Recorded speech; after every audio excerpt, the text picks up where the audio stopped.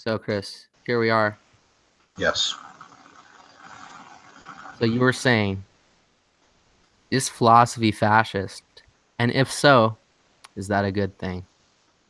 I'm here with Chris Smith, fellow young Freudian writer, editor of the Young Freudian magazine as well. In general, nice suit haver. So, anyway, to cut the shit briefly, what were you saying about land and the nature of philosophy as fascism? So, in Meltdown, he begins to talk about fascism. Well, see, funny that I would start with fascism rather than start with philosophy, but that philosophy is fascist, and fascists So are false. what would fascism qualify? Because, immediately the question is going to be, well, how do you define fascism? Of course, the definition we're going to provide is going to be way outside the bounds of any traditional political definition of fascism. What I So, was thinking about was yeah. a dialectic between fascist philosophy, or I should say the opposite. I guess the point that I'm going for is that in the traditional, or I guess the colloquial sense of fascism, philosophy is fascist, but the point that I'm making is that philosophy is totalitarian, that occultism is fascism, Hmm. esoteric, anti-rationalist thinking. So why is philosophy totalitarian? Because it seems like to me, right, philosophy is anti-totalitarian mostly in that it subverts totalitarian ideals and unexamined principles, right? But would you not agree that they are all after something higher, some higher truth? And they are after truthfulness. Or at Okay, least I the agree with that. majority are after the truth. And the truth is perhaps the most fascist concept, the singular truth. So The we've gone cultic, from is philosophy fascist to is truth fascist. well, is the search for truth, is the love of truth fascist? And I would say yes. The occultist or the magician knows there is no truth other than what can be useful and changed, making it automatically fascist in that it's about control and power.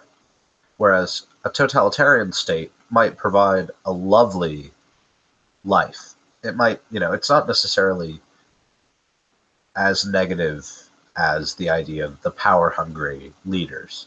It's more so the leaders who want to, they will force you to provide. They will force you to take their provisions and force you to have a good time. Hmm. Whereas Yeah. fascism simply will force you to believe and will make you believe in a non-existent truth. So the philosopher says you are going to wake up because you're currently existing at a suboptimal level, and you simply must not exist at this suboptimal level. You simply must become optimum, right?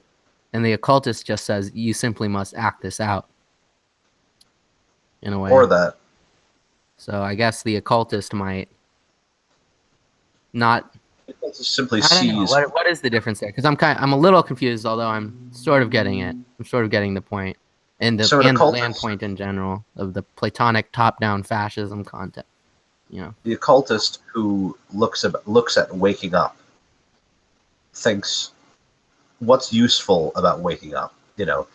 Maybe if I tell somebody something when they're still tired because they just woke up, or maybe it's that twilight hour when they wake up that certain things are more capable of happening. Maybe there's a reason why certain people buy something at that hour, etc. How can I manipulate this aspect of reality? Hmm.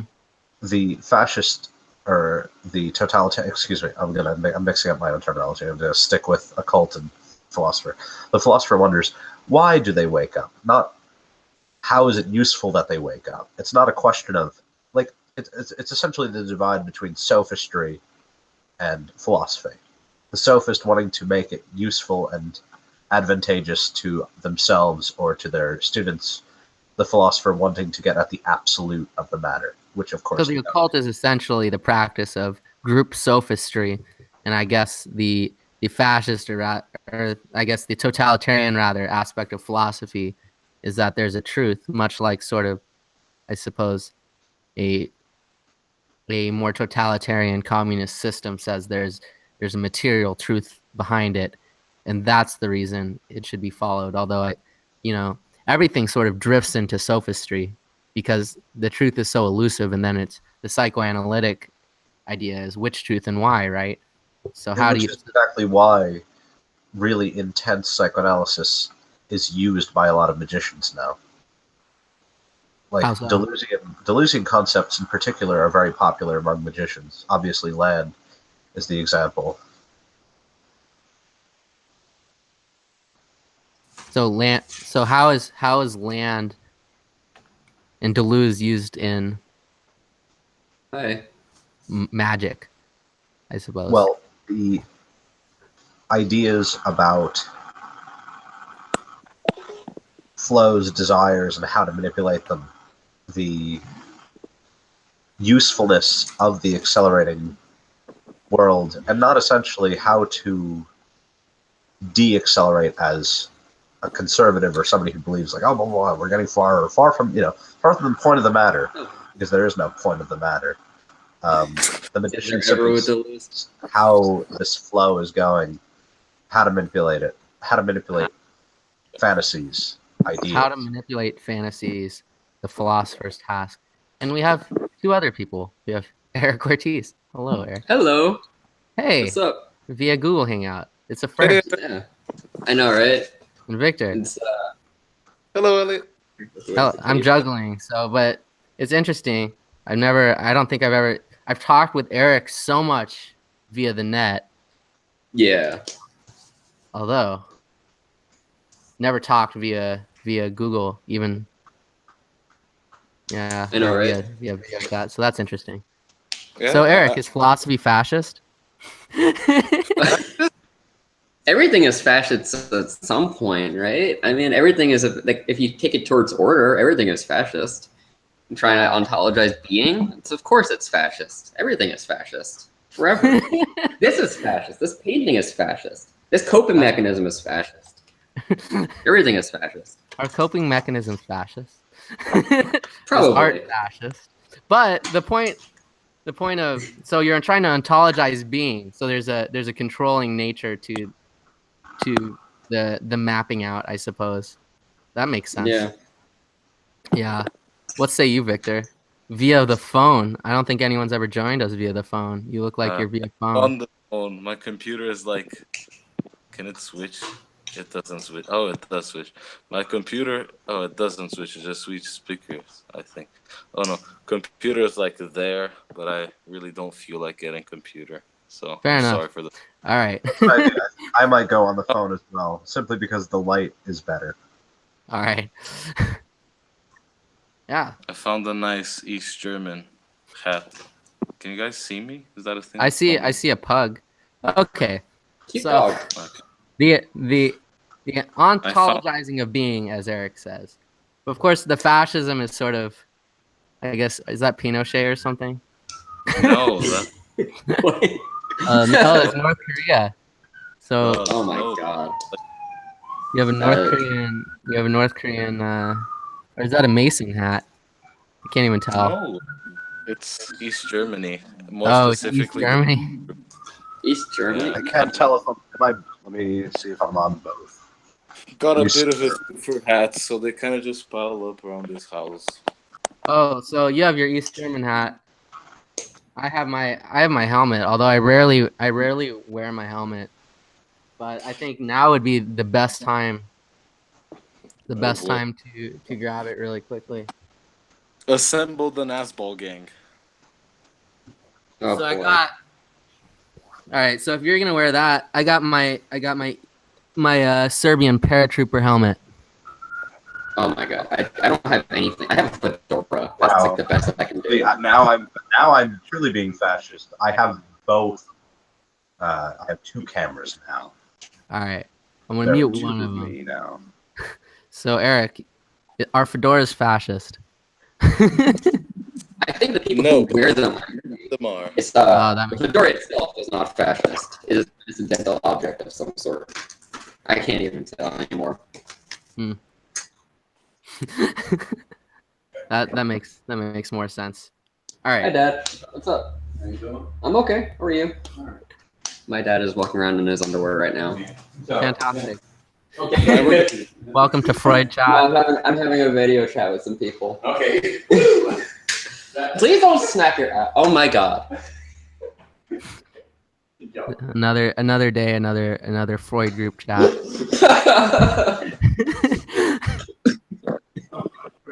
We don't have these news on show. I know you married my mom. I know you married my mom. I know you're crazy. Yeah. All right. Oi? Hi. This Hello. discussion slightly back from okay, never mind. Slightly back from this Jouissance Fest. Let's talk about what it means to ontologize being, and why if philosophy is sort of this methodology of control, then why even sort of what's the point of control anyway? Why structure? You know, I already have my answers, but why structure as opposed to Sartre, I suppose, as opposed to radical freedom. Are we really even able to handle that sort of thing, though? Can we really handle that level of chaos? I don't want to go like deeper Keeperson here, but like really, I think there is something to us tending towards order just because it's simpler to handle. It's just a little bit easier to deal with, you know? I think Hunter S. Thompson provides a good counter to that. And Okay, Shadow Man.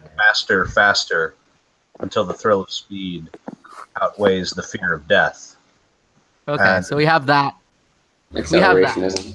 And then, but I think, okay, so the synthesis to be the worst Hegelian ever, use that. But I've really been into that lately, even though it's really vulgar and simplistic and reductionist, is the structure has to carry with that desire, right? So all structure has to work with the flows rather than against them purely, I think. So I think the biggest struggle is when people see that sort of dual thing, is there's chaos and then there's hedonism, empty hedonistic chaos, and then there's repressive structure. What if your structure made your chaos more effective, or your desire more channeled? Because that's what I've always thought. I thought that the reason I like structure is not because, well, it's partly because I can't handle pure chaos, but the other thing is it sort of, it focuses the flows of desire in a way that is useful, or I suppose that isn't extremely painful For you. for me. Exactly. Is that fascist? Maybe. I mean, everything is fascist. Iced tea. Arizona iced tea is the taste of freedom, but everything else is fascist. Every other form of iced tea. The Popeye's iced tea is fascist. Popeye's iced tea. Popeye has iced tea. Well, don't you think it's almost that desire for comfort that is fascist? Or, excuse me, that is totalitarian? The desire for comfortable order. Isn't that simply a weakness of the chaotic natural individual? Okay. The individual No idea, man. as a chaotic force. What? Blade Runner? What? The candle that burns twice as fast burns however many times as bright. Okay, so the idea is that fascism, in terms of the colloquial use, right, is going to be there we go. Is going to be Hey. comfort and order. Hello. Right? So there's that sort of nature. And we have another guest. We have 6 people in the Google Hangout. And Daniel. This is the voice of Eris. I'm not sure about the whole comfort thing, because I always thought that, like, even though fascism seems to be like ego syntonic on some level, like most things that people do are. The impression I got was that like a lot of folks that we stereotype as being fascist and being inclined towards that extreme form of order tend to have a large intolerance towards things like, you know, like there's all those studies like, oh, people who are like, who have like really sufficiently negative experience with marijuana and they're contrarian and all these things, like they seem to be in pain a lot of the time. So it's not about that sort of pleasurable thing, I don't think, or it's not as big of a component. It could be The order masochistic. is, yeah, but then that's a whole like that. I think like it's retreading old ground. Well, I think that's definitely what Reich is talking about with Listen, Little Man. Yeah. So I was watching a lot of Nazi propaganda yesterday. Just casually. For curiosity or for Well, here's what happened. Someone who I went to college with, who's like a very Hillary liberal, and then any questioning of it is sort of, you know, not Right. exactly welcome. I just is about they now work for the feds tracking hate Of groups, Okay. and they posted something in a group called Seems Anti-Semitic, but okay, I think, or which I quickly, Okay. I never looked at. You know how you're part of a group and you never look at it until you get like a notification, and then, Yeah. but what happens, I get banned really quickly from those sorts of groups because it's like, just like anything anti-Israel is like, is anti-Semitic, and then somebody said Ashkenazi Jews aren't European, and I was just like, and it just reminds me of my favorite joke, which is, which I like. I always say to Christina, you know, oh, my fellow person of color, me, the Ashkenazi Jew. You may not like that, but you know what? Oh boy. I'm just saying, it's just to highlight the stupidity of that. That level of discourse, it just gets so insipid. It doesn't really But do anything. they posted this. So my friend from college posted this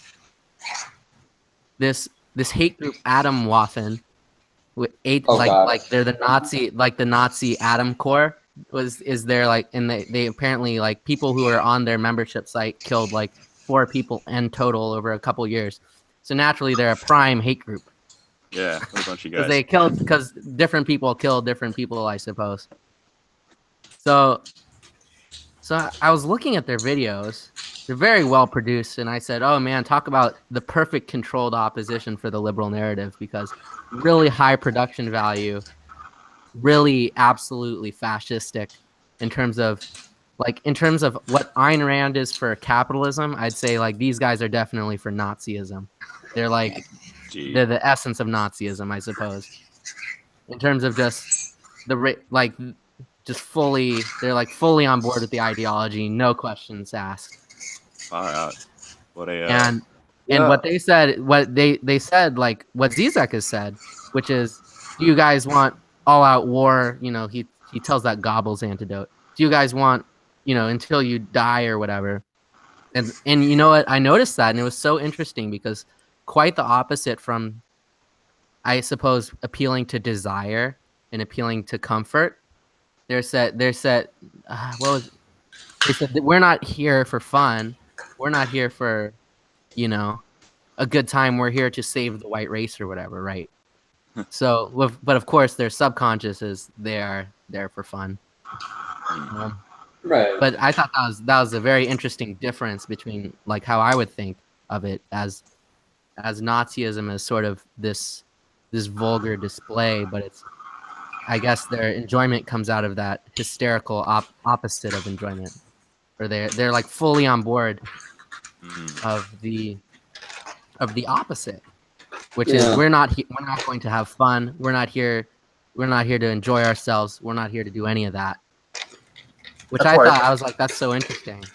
fascism shines the most in its fashion and its fashionism and its architecture, because it's so inverse to anything that exists at the time that it's made, that in itself it's artistic out of contrast. So when you're talking about, oh, blah blah blah, we hate fun, we hate, we're not here to have a good time. Everything that they produce is so contrarian that it becomes fun for the future. That's why all the young dudes love Nazism, because it's so deeply aesthetically contrarian. Do you know what I mean? Yeah, I think I can see that. I mean, not to go. Oh, I'm sorry. Anyone? Yeah, I'm still I don't know listening, how but I to want to. speak in these hangouts. It's hard. There are no placards to raise. Oh You're my! up here. I've I- director cutted to you. I Sorry, I go? don't mean to put you on the spot. Who can go? We need to organize this. Oh no, there's No, me. I it's think we need to it's the way I've been organizing it, which is brutal, make the sort of. Google Hangouts fascist and like I don't know, just speak when the state has acknowledged. Okay. I think Raise your I think that's a hands. good How idea. about that? Okay. Just interrupt. Just You have a interrupt. question. I think is the best. I think this should be the format. Should be you interrupt and then your Underdome. turn. Okay. Okay. Okay. Well, I think that the whole point of going with the whole contrarian aesthetic, as you were pointing out, is that it's just You And buzzed then- out. You Kinda like connected. Got taken off air. Your kind connection of like is what bad. Zach talks about in his, well, not really his, Lenin wrote most of it, but his Lenin 2017. 2017. So Zizek says in Len 2017. What does he say? Well, he talks about how what the true definition between authoritarianism and totalitarianism is like where its authority stems from, whereas in authoritarianism is like I am big stick, I say you do that. Totalitarianism is more like you should do that, it's better for everyone. But it also has the characteristic of like wanting to change the habits of society. So you shouldn't say like Mrs. and Mr. You should say citizens, as was the case in revolutionary France. And the whole like changing everything and like going completely against everything, I guess, is the Nazi way of just going through with their totalitarianism, trying to change the way like people relate to day-to-day lives. So yeah. Wouldn't that sort of render just about every social movement a totalitarian discourse, though? Like, if it involves changing society in some kind of fundamental Yeah. manner?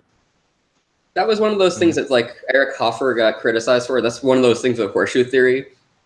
People who Yeah, are on either side of the doesn't- political spectrum tend to be like, well, you know, it says that we're just like these people. And then Eric Hoffer would be like, well, yeah, I am saying you are just like the Nazis if you're a communist. But he did say something of value through the whole horseshoe theory thing that I think ties into this. Which Which is is that so the- like not hip. You better have a really good point. There's Even though a he's right, it fundamental doesn't- there's a fundamental drive on either side that the political extremism, totalitarianism, and authoritarianism deliver, and each regime has to continuously frustrate people by promising a better tomorrow. For reactionaries, it's always about a return to a falsely constructed past. I forget what it's for progressives, but the drive is always, oh, we're going to do this today. And you never achieve that goal. You always kind of fall short. There's always that surplus, and that surplus is always what's driving the progress onward. And so the more addicted Well, you are that's to the that nature of surplus, you start out with anything. That's you Yeah. start out, you shoot for anything and you fall short because you never Yeah. fully plan. If you fully planned out something from beginning to death, you would just Yeah. be all. What's much better But is to there's convince a people. falling off point for most people, yesterday. though. Yeah. There's a falling off point. Yeah, It's a like falling off point. I get the impression that most people wouldn't endlessly pursue most things in their life. Even if there was no payoff, they would eventually stop. Like, I stopped being a Democrat pretty quickly. And I imagine a lot of people felt that way, right? And a lot of people stopped being Republican, a lot of people stopped being this or that. And I think there's a certain kind of person who just goes to like continuously goes through the extreme thing, and they never can ramp it down. They never have a period of like of just like, I don't know. I hope someone understands. Maybe. Yeah, I was- of like calming down, ramping down. thinking- You know. I was thinking maybe that, like, for those people, then the consumption of that ideology, like, the longer they participate in it, they're constantly getting the payoff. You know, it's like a slow drip.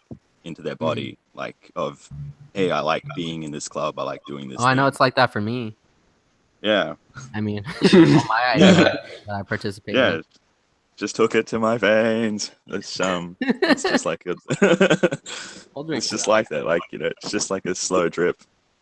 But then like maybe for those people who get to the point where they get disgusted and they leave, obviously like the enjoyment stops at some point, and like there's Yeah. more like a cutoff event where it's like, oh, this actually isn't good anymore, so I don't want to be a part of it. Yeah. Yeah. The easiest way to lose interest in something is to get what you want. Yeah. Well, I That's guess fine. that's People it. who get It's what like, they okay, we want did it out of now. a political movement leave that political movement pretty quickly. You know what's funny People is who don't get what they want. I used to play Yeah, well, Words with there's no Friends a fight lot. anymore once you win. I would play Mhm. Words with Friends like 4 years ago. I know this is probably a terrible thing because anything Words with Friends related deserves to be interrupted, but I just kept going. Anyway, but I was playing this person and I played them nonstop, and I don't know why I never let people win, but I was just like, you know what, I'm just gonna let them win one, and they stopped. And then he stopped playing with you. After they won, they stopped. That was it. Yeah, That was wow. it for them. So yeah, once Wow. you get there, that's it. Well, I mean, once you beat the Grandmaster, it's the end of the game. I made some fascist for the art. guy who's like slightly better. Maybe that's why people feel as though society's at an end, because we killed God, and Did we? yeah, We're running out of bosses to fight in this dungeon. exactly. God killed Why himself. bother? God kill. Yep. I like that. He looked down. He was like, "Oh fuck, you know what? No, not today." And then that's it. He was Bro. like, "Ah." He saw how much worse things would get if we kept fighting him, and he's just like, "Oh, let's keep them lazy. Let's keep them like down." Just gotta randomize those loot drops, and Yeah. I remember in my edgy teen days when I was really starting to rebel against the Catholic Church and my parents, I said, I said something to the effect of, if I were God, I think the most ethical thing I could do is kill myself and just bring the whole universe to an end. And my mom just looked at me and she's like, "Do you need to go to therapy?" Like, what the did I do universe wrong? with the death of God, though? I don't know what I was thinking. I was just like, yeah, God should just kill himself if he's real. Just end it. Just start over. That's the kindest thing you can do. it's like Yeah, you meet one of- like an one of- artist who paints a terrible picture, and you're just like, dude, stop. Like, your art is terrible. Science is so anti-life because with the assumption that God is dead, the only force that we have to fight is ourselves, which is why it's just like, oh, blah, blah, irrational, irrational, irrational, which is literally just human nature. Yeah. My favorite thought experiment is this, and I've heard clients say it too, like randomly, and I think maybe their algorithms crossed up and made me think of it, because people are not the masters of their own houses and all that. But you think about, or I think about, it's like if just the thought experiment, I want to destroy the whole world, and then the second part of that is I can't. And it's sort of, I feel like I think that's a way to, through the imaginary, radically confront the fact that there are limits. Like God can't kill himself, I suppose, and end all of existence. I don't It's think like the world interesting can't that- not be destroyed. I think the world could be destroyed with enough. By you personally, though. Arguably, maybe. With the help, with help, yes, of course. Any of us could. That sounds like an ego defense. Belief in constant immortality. I don't know about that, man. You might want to come see me in analysis for the next 5 years. 5 times a day. Yeah. Have you seen Yeah. 5 5 times a day, 5 times a week, 5 years. Oh, Five, yeah. 5, and 5. Monkeys? We can negotiate the rates, whatever you want, man. We're gonna negotiate the rates every single session. Oh, that's We're gonna spend the entire session is just gonna be you and me figuring out how much you're gonna pay me. And then all the feelings you're gonna have inside of like, oh, you're just like my mom. I'm gonna be like, yeah, exactly. That's what I thought. Yeah. like, yeah. How about that? Fuck, you're right. That'll be $75 this time, right? Yeah. We agreed on 60. Nah, 75. Jeez, just like But I changing think the 12 rules, just Monkeys like that shows classic pretty mom. accessible destruction of the world, which I never is saw 12 Monkeys. it's pretty good. Yeah, Oh, I actually man. haven't seen 12 Monkeys. yeah. Well, basically, Yeah. this guy Yeah. worked with a cult, Uh-huh. to get a disease made, and then just went to an airport. Okay. And I like how it's always a cult. Like, in the future, these time travelers, or I guess they develop time travel, and their only goal mhm. is to stop that guy from getting to the airport. But they Huh. can't figure out like exactly when it happens. And even in the end, like the time traveler, when he does figure it out, figures Spoilers. out that it's not worth it, and just doesn't do Huh. it, and lets the world die. But Mm. Grim. I think, I guess So that's you go to the airport. You time travel, and your whole life is based off of stopping this guy. So you have your vanishing point, but then you don't want to reach it because that's like mortifying your entire existence. So you'd rather See, that's rather than your existence be mortified, everyone else's, the entire universe come to an end. Not to problem be with like that. time travel. Oh yeah, sorry. No, All right, I was Victor. just gonna go with the time travel thing because it's like the paradox about all time travel really is that once you can go to one time, you can go to all times unless there's like some kind of big, like hidden rule where you can't do that or something like that. Like once you have access to the past, you can go to the future or you can go to whatever point you want. What if you get So it's post like blocked or you something? wind or up it sucks? existing everywhere. What if you get banned from the Freud stash? Like, can you still travel through time? Yeah, you Yeah. could like go back in time and then unsay that thing that got you banned. Oh man. Yeah. Oh man. But I think like One of these days I'll have to pay for my fascist rule of it. I don't know. Just like bring down Apollo. Avenue Q. Everybody's a little bit racist. Everybody's a little bit fascist, and I think that fascism is what keeps the group working as well as it does.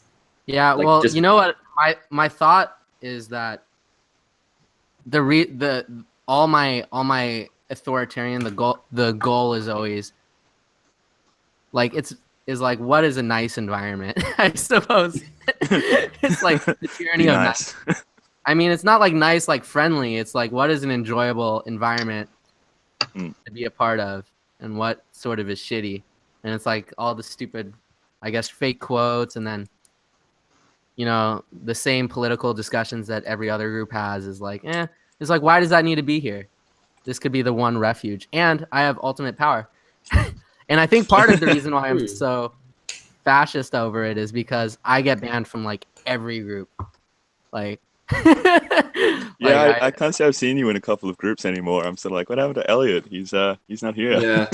I mean, every time you get unbanned, I think a couple of groups get significantly better. Like the Banana Boat got better when you rejoined and John D Yeah. rejoined. I was like, okay, you know what? This group's actually kind of because we were spiraling for a while. We went into like neo-reactionary bullshit, and I was like, come on, there's enough trans and progressive people in here. Wow, that was insensitive. Yeah. There's enough people in here who should be super against neo-reaction and who are against neo-reaction, and yet somehow every single thread we have is neo-reaction.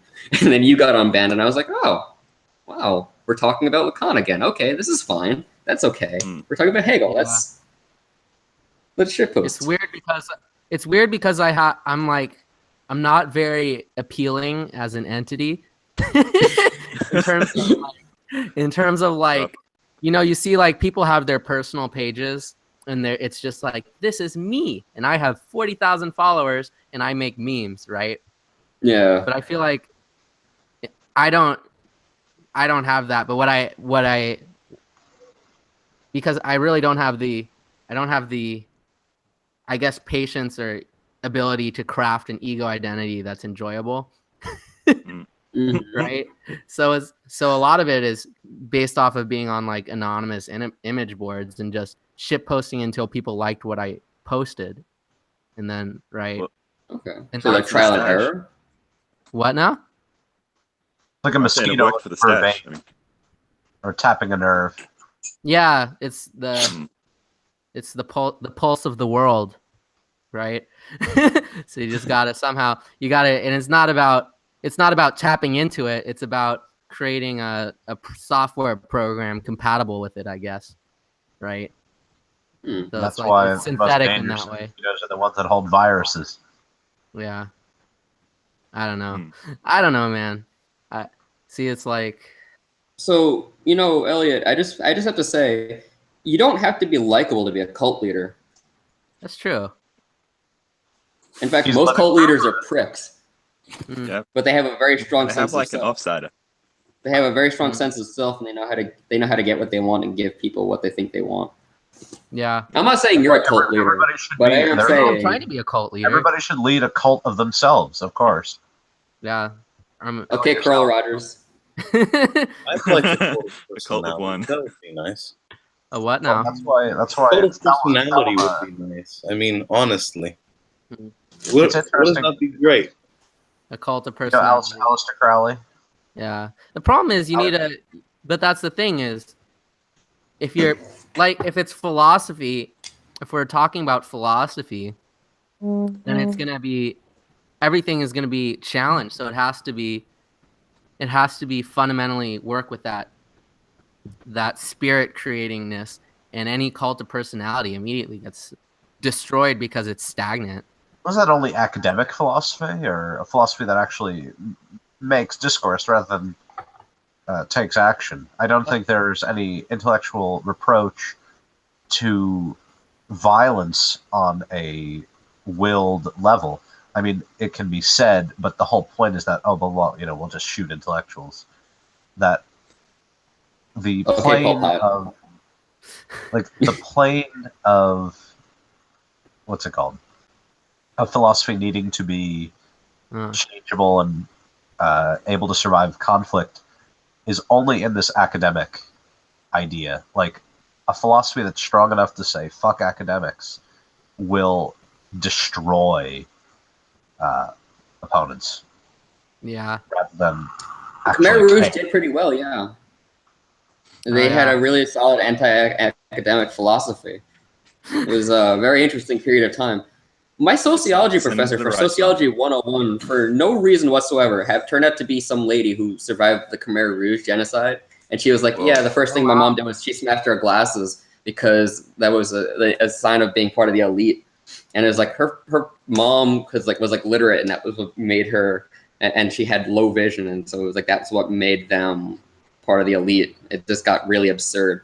I That's think there fucked up. is on some level an actual like, Backwards hard eugenics. limits. There's definitely a hard limit to how far into the whole naturalistic, oh, we don't need academics philosophy thing you can go before you start to just start killing everybody who's like you make arbitrary rules up to sustain your movement. Yeah. I think the positive thing about non-authoritarian movements is your philosophy can be shit, but a bunch of people won't die. Right? Yeah. Normally. American philosophy is Wait, not is that like, America's is that a good thing? authoritarian, but like look at like it doesn't if you don't have any like way to gulag people, I suppose, then it doesn't really matter what your company policy is, does it? That's why our philosophies are so Don't weak. have anyone to enforce Because, it. like you said, it's allowed to be shit. I'd much Yeah, rather exactly. have constant fighting, interesting life rather than kind of these vague philosophies that are whatever. I We're want. going like Would- full Odin here. Would you be okay with dying? Would you be okay with dying right now? Depends on who's killing me, I guess. No, would you be okay with dying right now? Doesn't matter who's killing you. It could be your friend, it could be your brother, it could be someone from the other camp. Who knows? Would you be okay with dying? Because if you're not, then there's no point in saying. I don't think, because that's just like there's always that fundamental fear of death, and when you can overcome that little bit to commit to like, okay, if I die, it's still for that cause, then I think there's some credence to what you're saying. But if you're just, there's always a sector of academics. I don't mean to be mean about this. There's always a sector of like academics and philosophical thought where people say, you should always be about battle, and then the moment the actual battle comes, it turns out they're men of words and not, and they conveniently get out of the fray. We always want to keep on living, and that's what makes the remarkable thing about people who sacrifice their lives so interesting to me. Yeah, I mean, if you really want a fucked up question, I don't know. I think about this is like how many people would have to die before you would willingly not exist instead? That's sort of like a utilitarian stupid calculator question. How much survivor's guilt do you want to deal with after this event? It's I like, don't know gee. because for Oh my me, God. you know my philosophy. You know my philosophy. So for me, the answer gets really, really dark really quick, honestly. Yeah, last man standing. I know, to answer would I willingly die, I think it's intrinsically linked to how. Because Right. a person dying in nuclear war rather than a person dying in battle is extremely different. Yeah. I don't think Definitely it can just different be this experience, base death. Like that's reducing. That's like just saying like, would you be born? Yeah, It's the that same. makes sense because death outside the context of an event is really just a notion that is nonsensical. Because I could say, oh yeah, I'd let a million people die, and I went. But it's like, for instance, if I had the chance, if I was in like a institution that I could stop it, and like I could do something and it would stop it, that'd be different. And I hate to think it'd be an impulse decision, right? But that supports your ego, doesn't it? Like that whole Yeah, thing is like exactly. it's a continuity of yourself. If people are around to witness and say, "Hey, he's such a great guy," you're really acting on a very selfish impulse. No, which totally. makes it so bizarre. So like there's always an issue of continuity. You always want to keep living. Now, isn't the That's what I amusement? love about egoism. It's just so fucking it's just so solid continuity wise compared to everything else. You know? Like, I'm an egoist, by the way. Yeah, people should- exactly. I love that shit dying post for is- entertainment. I think that's the I get- point that I'm getting at, is that battle cults, it's egoism in its most extreme. That's why the way that they say, oh, it's mad, what about it's going to be Mad Max? It's going to be Mad Max. So you hear that a lot when people talk about anarchy or whatever, but anarchy is really just applied egoism. No, because egoism is successful in like in an institution. For instance, my friend is my only other egoist friend or self-declared egoist friend, I would say, who's like an Ayn Rand fan but a leftist. What? Is a national master chess player. That feel when too intelligent, but no, really, and they get mad if I like try to lump them in as an egoist anarchist. They would go, no, I don't like anarchy at all. So an egoist is somebody who's there. It's just an ethical system where your self-interest is the ethically correct thing to do, and a lot changes when that becomes your center, because I think it has a continuity that other ethical systems just don't, or simplicity rather. I think I was that's just thinking maybe it's just my poor reading and like lack of acquaintance with egoist ideas, but it just feels as though that you can kind of be consistent with yourself as long as you, with 100% conviction, can say, I felt like it. Like, like it was so consistent with what I already felt and thought that it was okay for me to do it. Yeah. I was thinking about that the other day. I said, why is that I'm an egoist, by the way, a meme? And then I was like, maybe I do say that. Like I say it a lot. Well, didn't Torrent say it? Torrent said that, and that was like, Torrent said it, and it kind of blew up. Yeah, and then that was like the funniest thing. Because he'd been ragging on you for so long about the whole egoism thing, and then he goes, I'm an egoist, by the way. It was oh my. Well, I don't know if that was a whole thing, but eventually I was just like, I could just click this. Yeah, I won't go into that. Yeah. But the context of why it was so funny within the Freud stash before it blew up was just like knowing that like he was being contrarian towards you, and then out of nowhere he goes, oh yeah, but he was like acting so anti-egoist, anti everything you stood for, and then he's like, oh, by the way, I'm an egoist, just out of nowhere. It was just this. It was just this delicious, beautiful moment. I didn't even see the original thread, so I thought he was being sarcastic. But if he was being sincere, that's even funnier. Yeah, no, he was definitely being sarcastic. I mean, it doesn't even matter. Why I say it so much is that, like, if I feel like all my actions, if you say it, are more understandable, right? Because it's everything's going to be self-interest based as the ethical correct thing to do. So I thought you sneezed. Oh my god, I'm sorry. So, but if it's like, so I like if somebody knows that my actions are self-interest based. It's different than just sort of you go in and they don't know what your sort of motivations are, right? And then you act in a way that's self-interested, and it's like, well, what the fuck? And it's like, well, you know, That's of course I was going to do that. after, right? Yeah. And that's the same thing with authority in terms of anarchy as egoism. It's you disregard. The way I see it is you disregard authority as having any value until this is a system I'm willing to participate in. Like I'm willing to go to a school to be a therapist and sort of be like bottom of the ladder in terms of like oh, the therapist, okay, the counselor or whatever.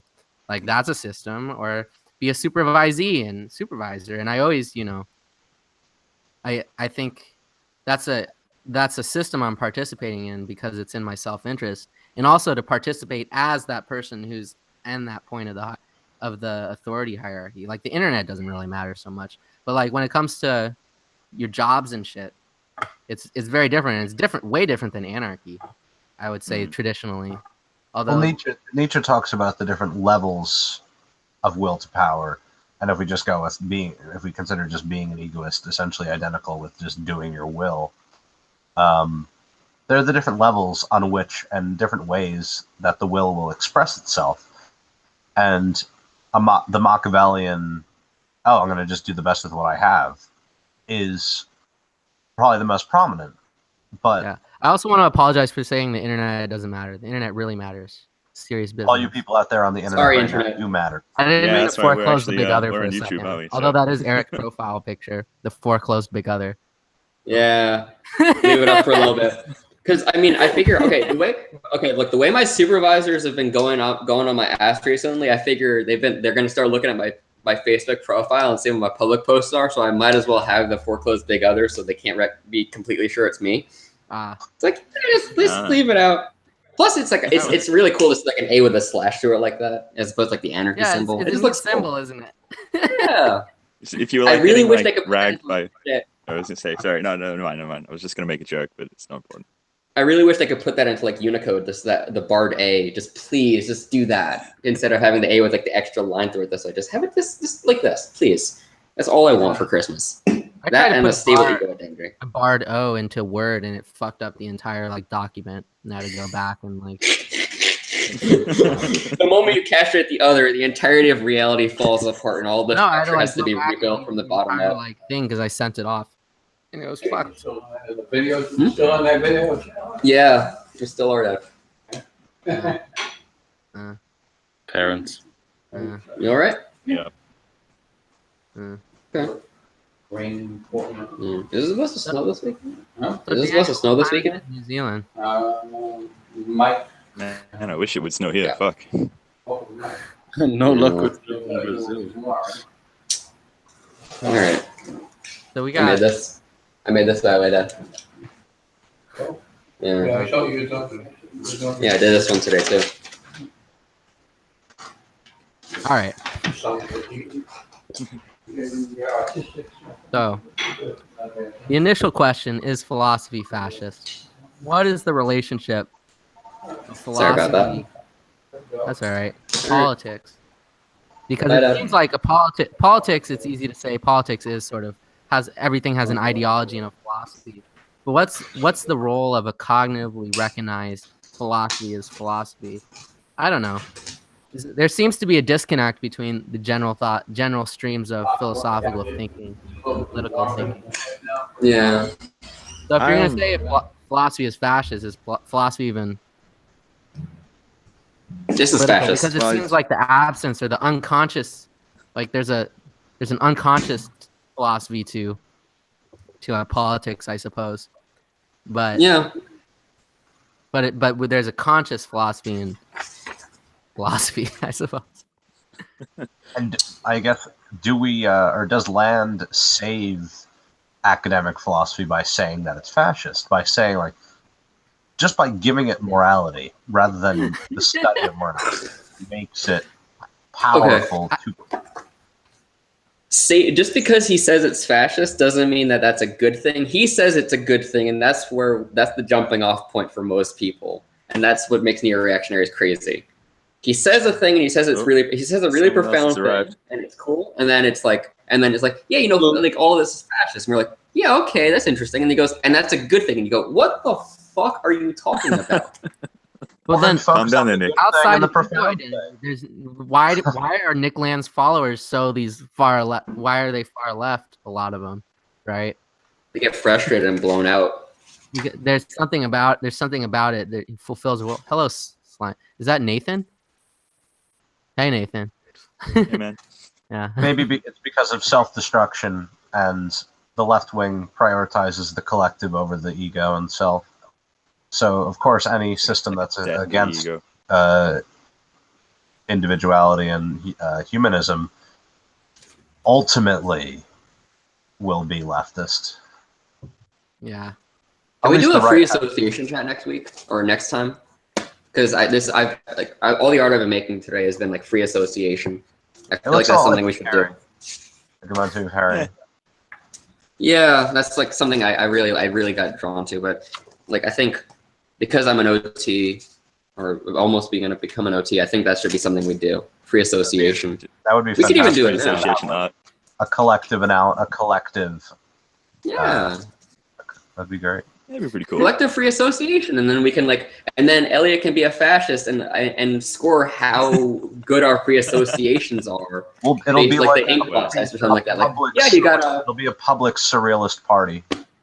A public surrealist party. It'll be like the Holtzman ink blot test, where it's like, okay, I'm gonna give you 70 points because you said this looked like a praying mantis, and I decided that this ink blot looks like a praying mantis more than anything else. So you are not psychotic. Congratulations. Elliot, are you ready to judge that? Are you ready to judge our psychosis? I'm always judging psychosis. It's ironic. Man. I'm not good at I don't know. It's the most psychotic world that this techno capital that I saw as a good idea just put me into this role that is very different, I would say, than my usual roles. Because I saw that there was an opening for psychological memes in terms of the way that philosophy was. I was like, there's so many irony philosophy takes, and there's none for all the psychology pages are like normie trash essentially. And I was like, there seems Pink some Floyd. room in the market, you know, Pink Floyd. for a Freud version of this that isn't normie bullshit, you know. What's weird is that it started to sometimes it generates like legitimate discussion, and I know that there's like the shorthand disdain for triangle, but I feel like that's important. That's a really important pushback from like a popular sector, and sometimes like I remember in the early days when I first joined, we had some really intense, crazy discussions before people got gross about cluster B and about all this other stuff, and we still occasionally get that, and we get the good discussions about what the fuck was Lacan even talking about. In addition to riffing on every single possible joke. Hey, it's A, so if we see a letter A here, we're going to make that into the thing. Like, there's actually something significantly more generative. We're so structured now that newcomers have to learn rather than create. The lore of the Freud stash. We have a canon. We have the Freudian canon. I think I mentioned man, in the we have a Freud canon. in the mod Does that make chat. us fascists? Of course it does. Of course. Yeah. We should be ashamed of it, but I mean, we should be ashamed of everything. That's okay. But that's Shame part of is a defense mechanism. My voice messages. Egoist, Defends you Freud. from the fields. Egoist, fascist, Freudian meme stash. Well, we Demand. hyperstitionally made Lacan part of the Freud canon. I mean, he was in some sense already, but we forced him in there. We were just like, yeah, no, it's the same shit, really. yeah, It's just Freud with mirrors. Freud with mirrors. And like language It is games. what it is. Right. I mean, if Freud had studied Saussure, he probably would have said a lot of the similar things. There's some stuff that's dated, but like really, No, I there's never a lot feel of- bad. I never feel bad if I get Lacan a little wrong, because when my thought process is if I get Lacan wrong, it's like, well, you did the same shit to Freud all the time. Think about how happy we are. So what goes around comes around, Jacques. You know. The fact that Take that. a part of the Freudian canon is literally like when they talk about returning to Freud, but we have returned to Lacanian Freud, and we have like saved. You know, I think Zizek talks about how any revolution saves all the previous revolutionaries.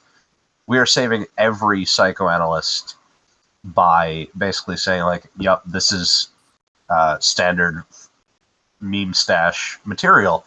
Like, Well, also keep in mind that Zizek saved Lacan. Yeah, like like- day hours. And like Zizek, we okay, didn't Mr. Book Deal. we integrated Zizek. You know, like we looked behind the curtain to find what Zizek was talking about, and lo and behold, we found Zizek, right? We found Lacan, yeah, and we found Freud, and we found Hegel, but you're finding Zizek. And I think Finding people are Zizek. really uncomfortable with his role in academia, Yeah. right? In this modern philosophy, Or I like lack how he sort of Or lack thereof. no, it's not a lack thereof. He has influence, but maybe not power. I see a little Right, Lacanian but- pun there. I see what you did there. Sneaky beaky.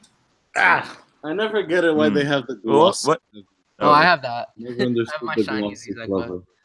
I was just gonna like cut back to like the uncomfortableness of his role, and like, what would you say his role is if you had to give it like a description?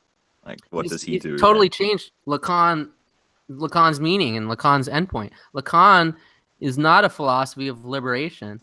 Lacan he laughs at the idea of liberation. Lacan like Yeah. All you he revolutionaries. says, well, just what do want a you new mean, master. like, you know, what do you mean about freedom? I forget which interviews, and he just like he says, I don't even. He's like liberté or whatever. He's like, that's just such a joke to me. I can't even think about it. He Right? tore into the student revolution of '68. He said, "All you revolutionaries just want a new master, and you will get one." Yeah. That exactly. was his big yeah. thing, which is such a cool ass fucking thing to say. Even if whether or not he's correct, that's such a cool ass thing to say. That is Welcome so cool. to the new dad, same as the old dad. Yeah. Literally, it's like you want a new dad, you're gonna get a new dad. Yeah, Thanks, well, Anna. Hegel's a totally opposite goal than Lacan. Hegel has the idea of an absolute knowing, as opposed to a total knowing. So there's this misconception that once you know, you'll have a all-encompassing knowledge, right? But you really just have the absolute knowledge, which is the knowledge that a single person is an absolute, and you fulfill your role, but the knowledge that Zizek says is that's not nearly enough. That's nothing, right? Like you're only capable of a certain amount of knowledge, and that's absolute knowing. Your sort of knowledge of yourself as consciousness and as a singular being, how and then Socratic. as a spirit. And then Lacan's whole thing is we dissolve all these notions of spirit. Okay, spirit, great. Oh, you're tapping into an essence, great. Oh, you have this thing that you really care about. Well, it's a false image. So we're gonna take it apart until you feel like you're on the edge of death. And Hegel is the opposite. I feel like what I like about Hegel, I feel like It's it's sort of a interesting then that- hedonistic way, is he's a bit, makes you feel a little like manic, because Just trying to rev you up about that absolute spirit. yeah, that's how does that not, Schopenhauer called Hegel something you'd only find in the madhouse, and he's like, why is this even philosophy, right? but Schopenhauer said a lot of things. yeah, he did. He was a dick. He was a dick with a really beautiful heart, though. I think that's my Yeah, opinion. he was a humanist. He cared in the end. He really did. Maybe a little bit too much. Yeah, he's a sensitive guy. Like he cared, The but then sensitive sort of like guy didn't going like the to, fact that most nobody else cared. pessimistic fucking- Why isn't anybody Oh, caring about this? You guys are dicks. To the shadow. Gee. Chris. Yes. I just saw that you were in the shadow and hadn't talked in a while, so I thought I'd... No, I was thinking about Nietzsche and Schopenhauer and how nobody we can trace Freud back to Nietzsche, but nobody bothered. Like, they just say, like, yeah, Nietzsche was Schopenhauer, and just kind of move on. Nobody's really interested in Schopenhauer at this point. We need Schopenhauer. Schopenhauer is amazing. Are you kidding me? No, but Like, there's no meme stash. There's like big. It's because it's fucking terrible. It sucks to like Schopenhauer. Life Exactly. is Is that awful. kind of the point, though? Everything. Go deeper. I mean, his whole thing was like he said, like, you know, Spinoza said if a stone was thrown and was realized it had consciousness in midair, it would perceive that it chose the direction it went in. And I would only add that the stone would be correct. And then he went and he wrote a whole thesis about that and how all of if you think you have free will, that there's priors that you weren't selecting, and that if you think this is the best you're doing, if you think everybody's doing their best, this is the best possible world, and this is actually terrible. He went from an optimist's point of view and his idea of freedom and autonomy. He just ripped it apart. Like, he's really he did some serious work, and it's really depressing to like that guy. You know, you try and read him. It's like in the same Yeah. way of why Camus is not taken seriously. It's because at heart, it's like a philosophy of caring and feeling. And that, like, it's anything that's, I think, that gets like canonized in academia, like to a large extent, has to be this really hard. It has to be hard. That's why. Yeah. That's why It Young does. It has to be. it has to be hard for the master's discourse to like, penetrate. Oh, you really have to, care about the human spirit. It's like, oh, is that right, Camus? Oh, you have to care. Oh, fuck you. Little Albert. Yeah, So but people it's don't- but it's people don't like, like don't for like instance, that's why. So what makes it through the grinder is philosophy fascist? Is maybe not, but philosophy is certainly That's a really good point. The best philosophy is the kind that people talking about it in the now. It's about what doesn't get left behind. It's about what gets taken up by life. It's like sifting through a gold mine, but if the gold was shit, like panning for gold, but the gold is fascist philosophy.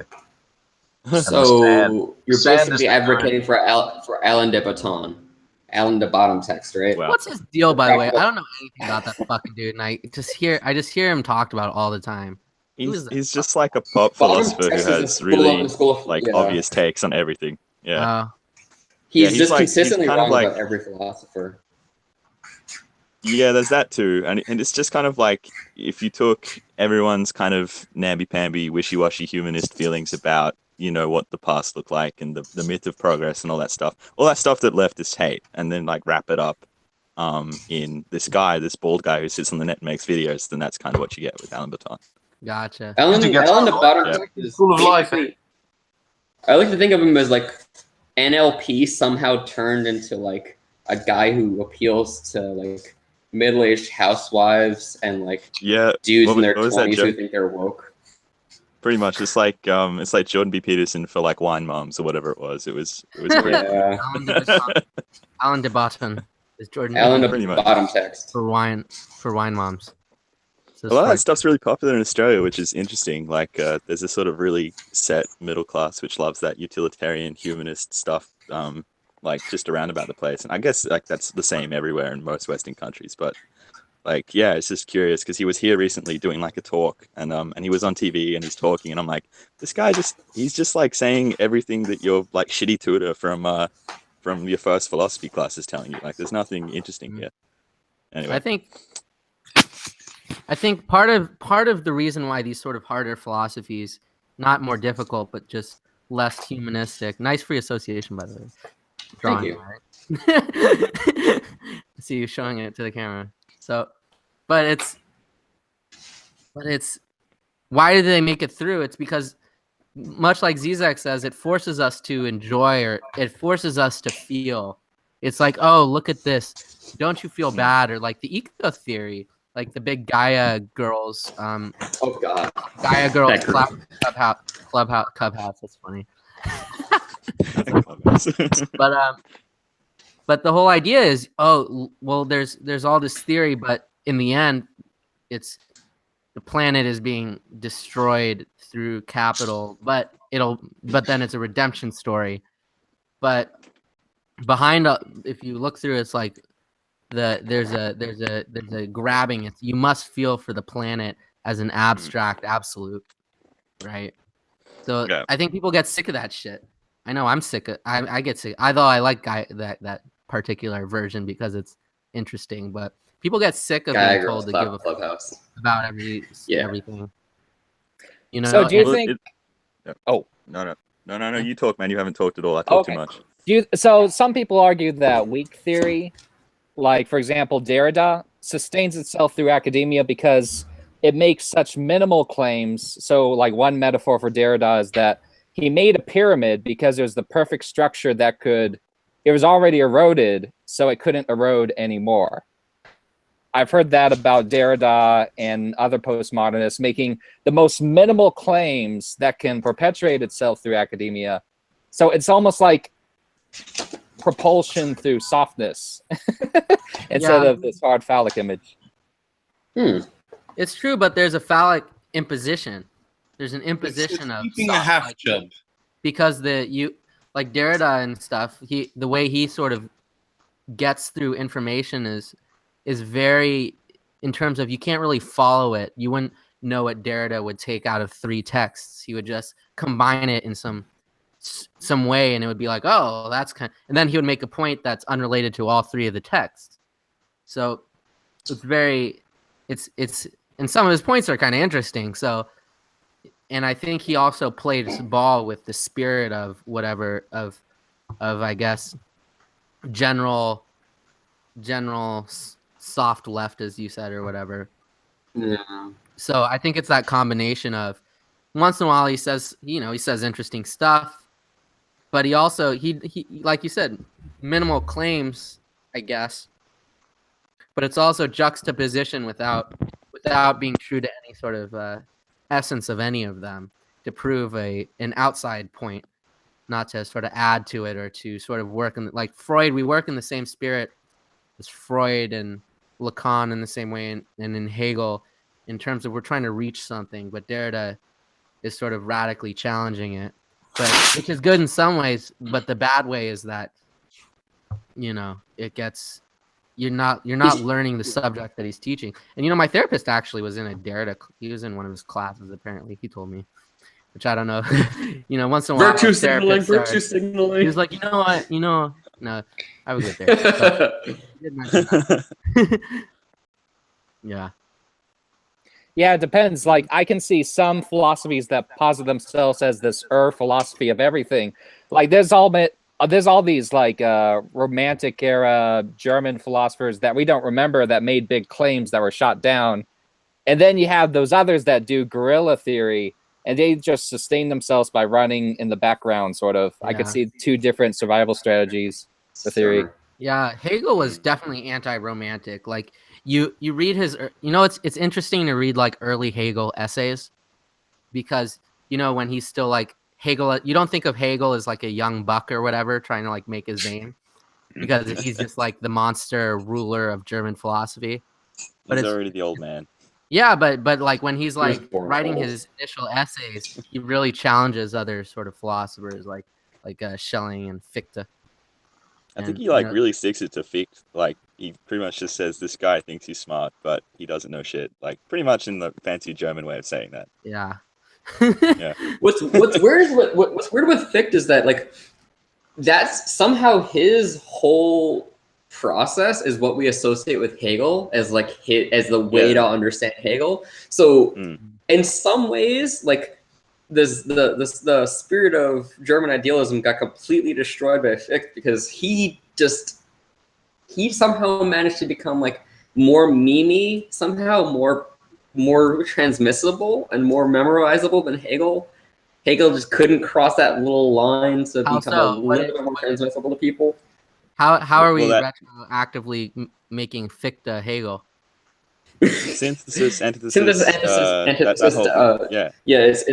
It's thesis, antithesis, synthesis, and that's just like, but that's Fichte. That's not Hegel. Well, yeah. But everybody says like, oh, what's the Hegelian dialectic? It's like and then everybody quotes Fichte, and it's like, no, that's the Fichte's thing that like description, I would say, of the dialectic.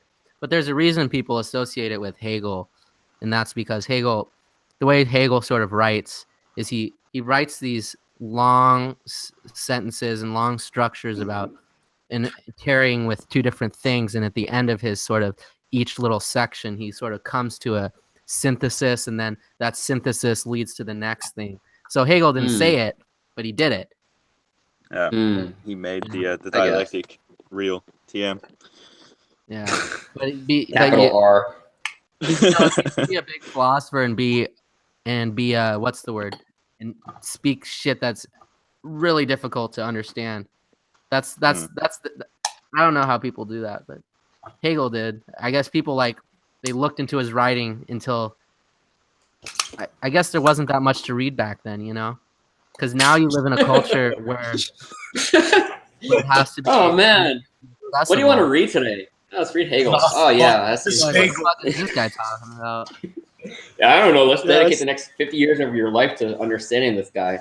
Well, all right, yeah, fair enough. That's interesting then, because like what you say, that there's maybe not that much to read back then, because it sort of points to like why certain things become canon, because you know, particularly things like religious texts like the Bible and stuff like that. That's what people had. Now you'd think that in the middle of the 1800s there'd be a lot more shit to read, but if that's the hottest thing, are you about to do some Seinfeld kind of thing? Are you about to do some Seinfeld? It's on. We're watching it because it's on, kind of thing. Like the show about nothing. Are you saying that? Are you saying? Well, maybe the reason we like all those old shows is because they're on constant reruns. Like you just get indoctrinated into liking it. So like, it's not that it's a good show, but you just see it all the time. But anyway, are you saying that the Talmud and the New Testament only became popular because that was what was there? I'm just saying that like they dominate. They wind up being like the primary. The primary thing that everyone has to engage with in that culture. So like there's just no choice. Like, you know, it's just so total. Like, I mean, this is like talking off the top of my head, but like it's just there's actually something interesting. There's no other like narrative that isn't somebody's personal like bedtime story or something like that, like a folktale that feeds into it, so that you get something like the Bible or the or like the old Homeric epics, and they're just so huge and they're there all the time that you just can't escape it. So people read Hegel because it just dominates philosophy so much. It sounds you like don't get away from it. Big, comfortable, inescapable, always there. Yep. What I wonder, if we can slip into memes for a second, is like, you know how like memes, it's supposed to be about carrying information and certain qualities of like allow it to last for longer, and then if the meme has to keep mutating and all that stuff, it's not actually it's more like it's spreading like a virus, and it's not actually like containing the same message anymore. But then stuff like the Bible, Homer, Hegel, all that stuff stayed stable, and not only because the tradition of like bookkeeping and reproducing look at was Zizek. the way it was. Is Zizek Hegel pre-Zizek? Like, I mean, I'd argue actually that things like the Homeric epics and the Bible and even Hegel probably didn't stay as stable, but that they have like this kind of shell which makes them seem stable. But if you go and look at them, then that will have changed subtly down the line. You know, people like use them for different reasons, but there's so much there. Like, you know, what always shocks me when I like try to open Hegel, I always have this impulse to like, oh, this is really good, I got to show people it, which is probably some pathology, but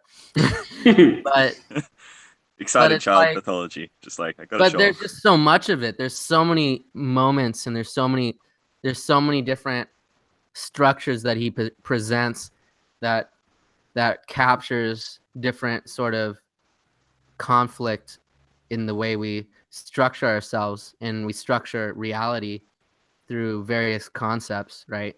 And he just constantly, there's, I guess, yeah. And what else is there to do but write? I always feel bad for people, you know, in the past. You know, some people. I feel bad for people who aren't me. I feel bad for people that are like 1840s. God, it must have just been awful, because I remember, you know, remember being a young lad. It wasn't great. I remember being a young. My internet connection, you know, it was very slow.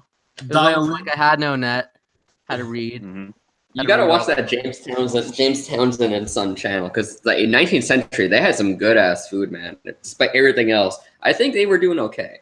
19th century, they were okay. They were fine. But now we can. That's also why you had the most interesting people, because, you know, if you have this just general morass, like, wow, life's fucking boring.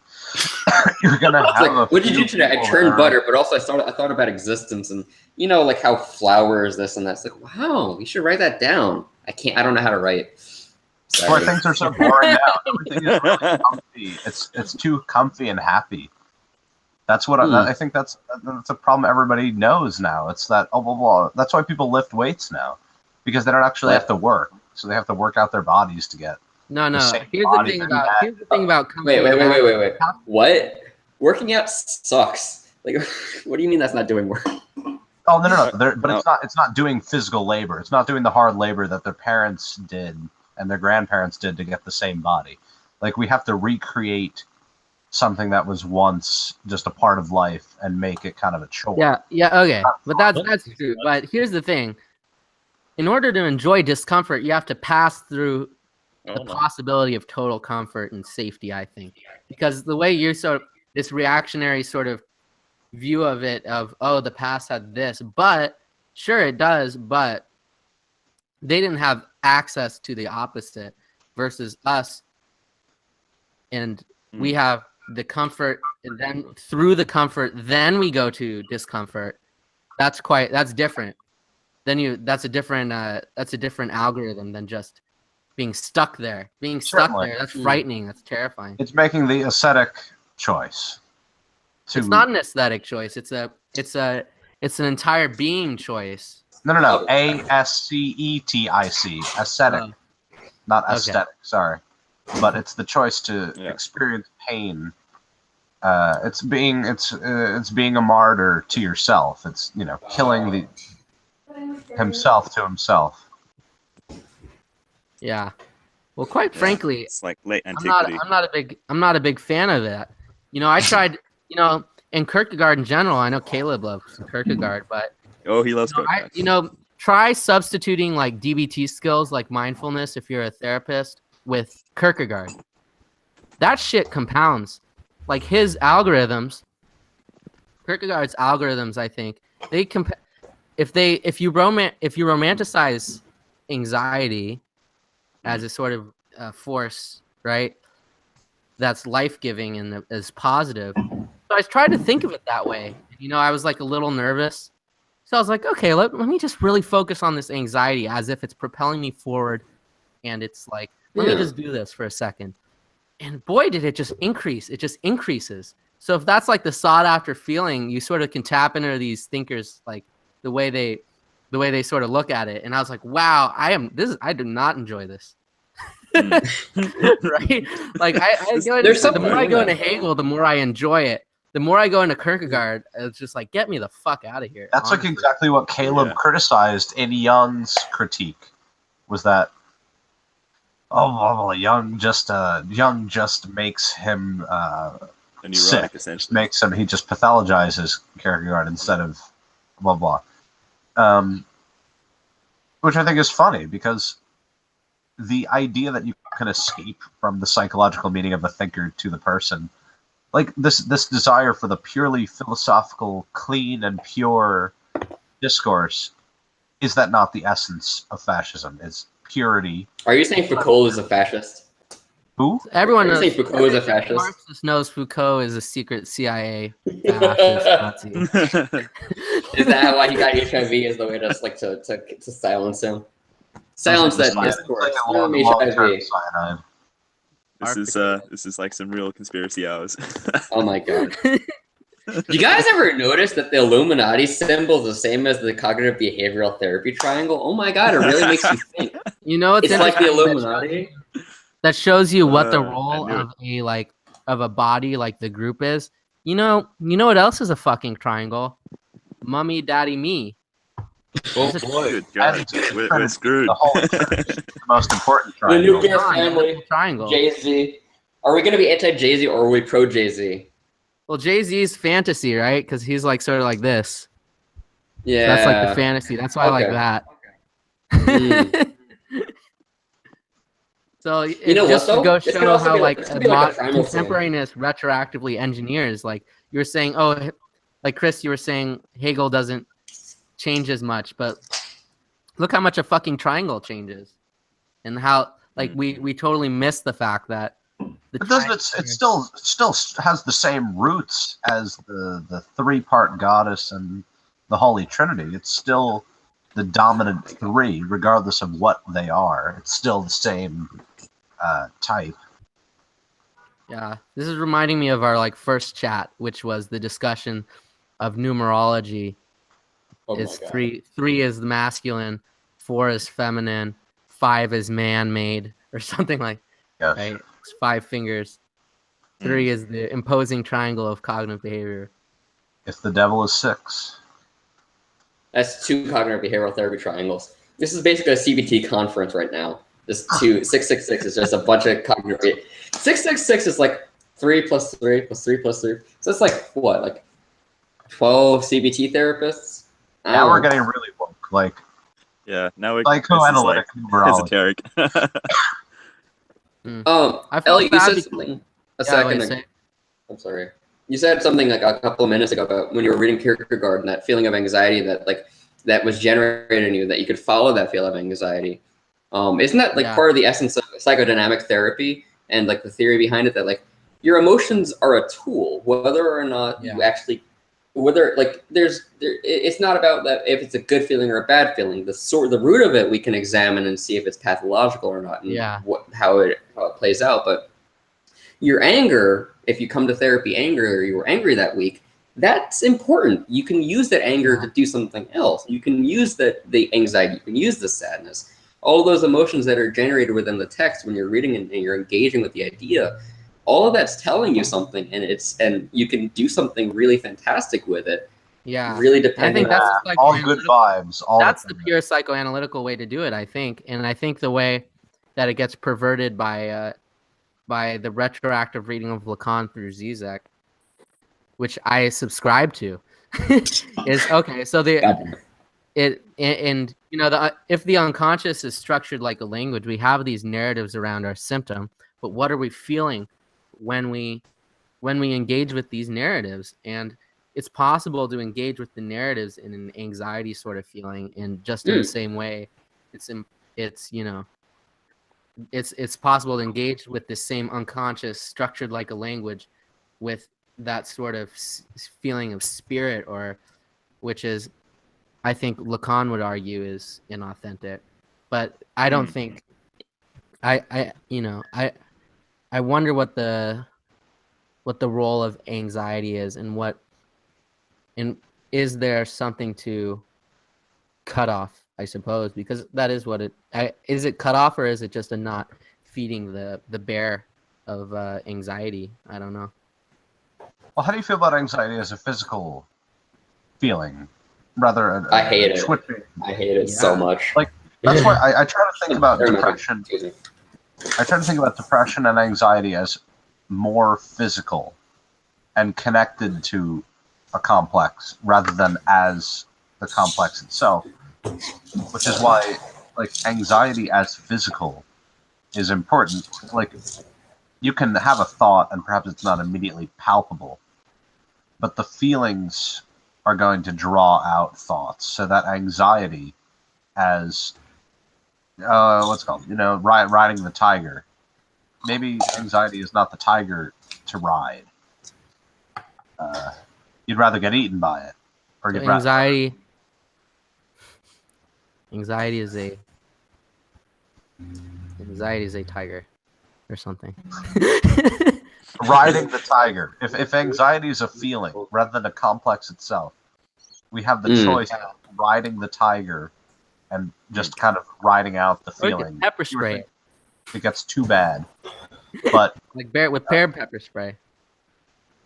but you know, can't. I think one of the things I offer that is very counter psychoanalytical, and that the group offers, is the alternative to structuring the symptomatic narratives in a way that's counter to anxiety. That is that Hegelian mania sort of engagement, right? So you're taking the same symptom, and you're engaging, you're sort of seeing it in a context of, okay, psychoanalysis has you have your history, and then you have your sort of what you care about, which is essentially, you know, egoist, whether or not like people have the egoist ethic. It's your individual, and then you sort of tarry with that. You go around and around and around. And is that not an escape from anxiety? It seems like one of the aspects of Hegel that is so much different. And Zizek, this is even different than Zizek. This is me perverting Zizek, I think, because Zizek is a big fan of Kierkegaard and living in hopelessness in terms of and not enjoying. What we're doing almost takes Zizek, and then so you get Hegel, then he's turned on his head by Marx. Then I guess he's turned back on his head, and then retroactively given psychoanalytic insights, and then we like to complete the system of German idealism. Sorry, guys, it's just like somebody talking to me. We're by bringing what is this sort of new subject that we're creating, because I think it's different than Zizek's interpretation of Hegel, and there's something about it. It definitely moves away from anxiety and more toward. I don't think making anxiety into mania is escaping from it. I think it's transmuting it, transforming it, but that's still riding the same beast. That's a negating of it. You know what's it called? Is no longer God. Anxiety is manic engagement. About how grasshoppers become locusts. That it negates the grasshopper. It's like they have a physical, they have like a biochemical shift. Yeah. When certain environmental stimulus are invited, and it's a very biological thing. It's a very biological thing. So turning anxiety into mania it's not quitting riding a tiger. It's just it transforms into a more manageable beast. Oh, not just a manageable beast, a beast of enjoyment. And of course, that's exactly the opposite of the point of Zizek, is you don't have to enjoy, right? But I think the way I always took that is I don't have to enjoy what people want me to enjoy, right? You're putting an other in there, like after the fact. Actually, now that I think about it, because it's saying like there's a super ego injunction to enjoy. So you're saying that like it's basically your parents and society saying you must enjoy, but then it's also being referenced against other people want me to enjoy this particular thing. Is that different somehow than the super ego injunction when you say like other people need to enjoy it? Isn't it all super ego? I don't know. Guys, I gotta just real quick. I've been trying to say this for like 5 minutes, was a bit shy. I kind of gotta go sleep, and All right.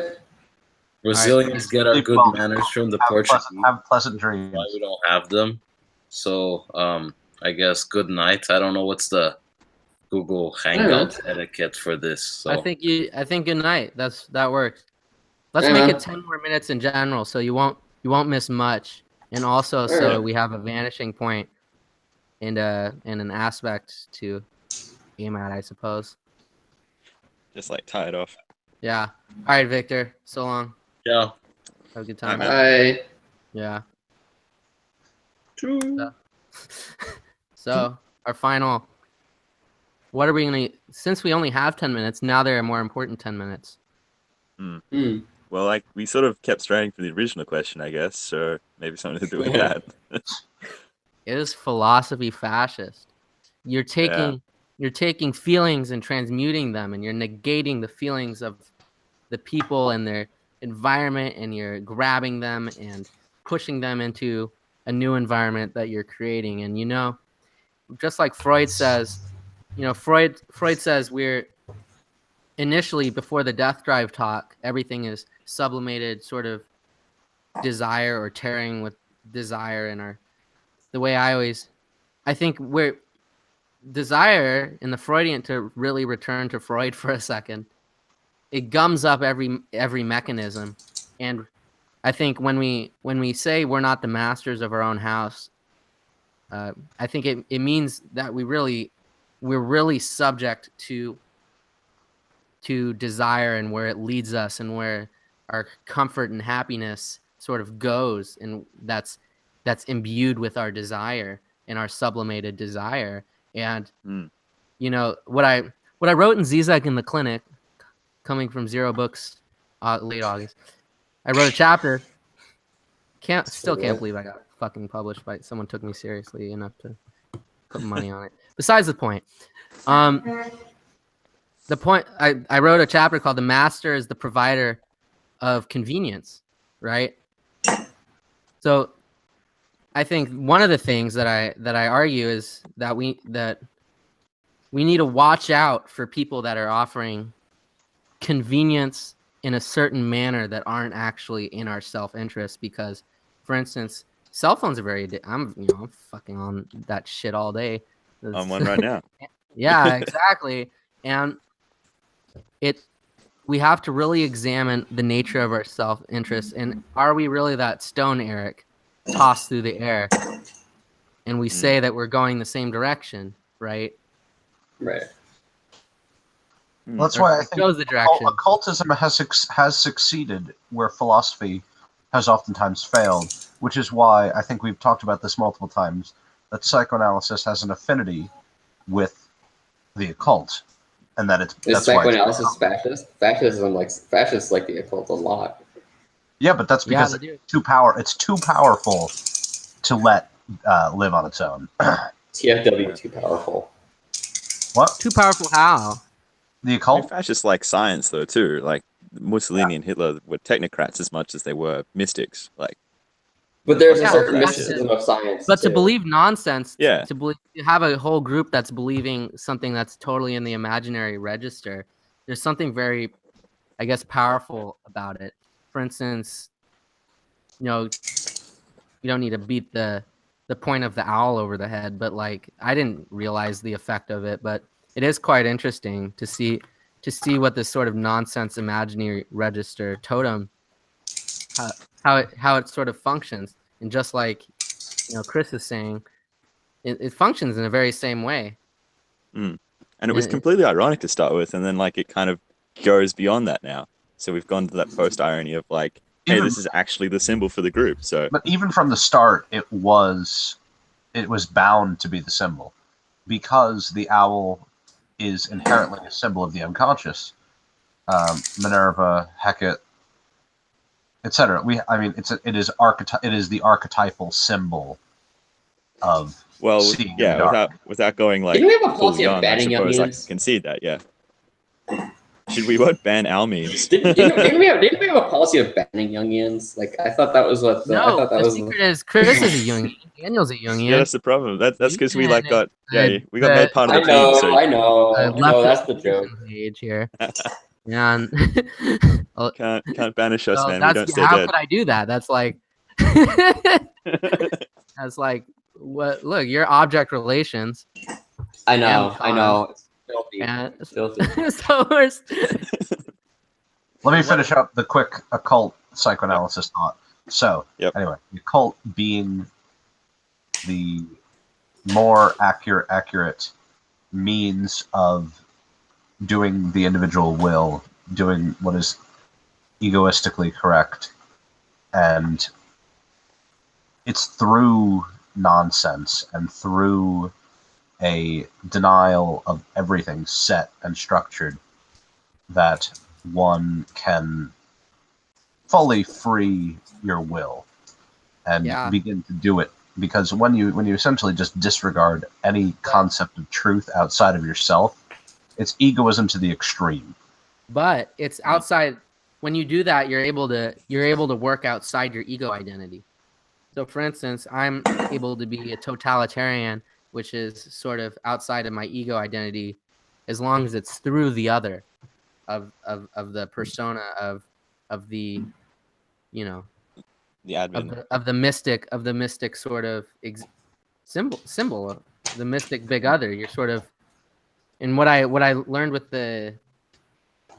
interventions that I do through play and with toys is, you get someone who can't talk, and then you give them a toy, and suddenly they can talk. And isn't that some shit? Yeah, immediately, because their ego identity is no longer at stake. And then even if they ask me like, "Oh, is this secretly me?" I always go, "No." I'm like, "Just don't worry. No, that's not the point." Don't But that's worry what the about And even if occult it is makes- slightly them because they're talking, I go, "That's not the point." And our ego identities aren't totally, false. There's the matter of the choices that we make. The So occult you- makes reality and everything in it a toy. Everything a tool to be used and Define spoken play with. theory. Isn't that just what we do as a species, though? I don't want to say human nature, but it sounds like human nature. Exactly. We are inherently mystic, inherently religious. Yeah. Okay. All right. Final So, free association arc. where is it? There it is. Check that shit out. Yeah. Nice. Okay. I heard some shaking. I heard some I heard I was some like- fancy pens. I was air drying out the acrylic so it doesn't mark up the page behind it. Gotcha. So our final conclusion is philosophy fascist. Probably. Let's go. Yes, Absolutely. maybe. Probably. Absolutely. Just That's a have a good hard point. stance. Having a hard stance on it would be fascist. There you go. So I guess Totalitarian. we've done ourselves in. In the absolute of this group chat, Yeah. we're making the imaginary other of philosophy fascist. So Yeah. Well, in that Oh context, fuck! No. I dissent. I don't know why. I just, I just got good. co-opted Now we into have this a- so bad. so philosophy isn't fascist. The So our disruption. absolute is now negated, and once again, we don't know. All right then. So So we don't have an to answer. Thank you sublation for and that. beyond, I guess. Yeah. Oh my god. All right. So now, is philosophy fascist? Is just an open question. Let's draw a card. All right. I'm gonna Draw a stop the card. broadcast. Oh All my right, then. god. Bye, And guys. yeah, and we all have to hit the hang up button. Probably. All right. What here is- we go. How do I what? All right. Bye. Where? Oh. Bye bye. The card. So long, farewell. What's the card, Chris? And then I'm gonna hit stop Four. broadcast. Four of Wands. A message. What does it mean? The fact that we're talking about it is fascist in itself, I think. That's a good ending. So long. So Bye.